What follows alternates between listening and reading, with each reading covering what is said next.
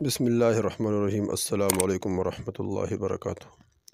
دوستو، آج اللہ جل شانہ کے صفاتی ناموں میں سے ایک نام ہے یا علیم۔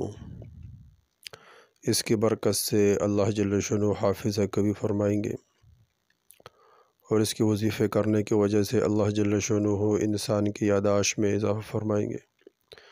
اس طرح بعض اوقات انسان کو چیزیں اور اس طرح بہت بھول جاتی ہے۔ بھولنے کا جو مرض ہے یہ انسان میں بڑھ جاتا ہے۔ ہر چیز کہیں رکھا ہوا ہوتا ہے اور انسان کہیں اور اس کو ڈھونڈتا ہے۔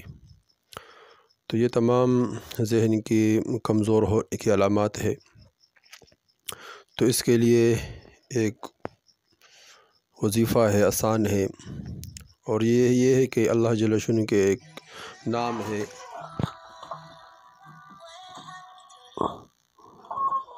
یا علیم۔ تو یا علیم انسان کثرت سے پڑھے، انشاءاللہ اس کے برکت سے اللہ جل شانہ حافظ کبھی فرمائیں گے۔ ہر نماز کے بعد 100 مرتبہ پڑھیں، اور اس طرح اس کے ساتھ ربی زدنی علم بھی 7 مرتبہ پڑھے ہر نماز کے بعد۔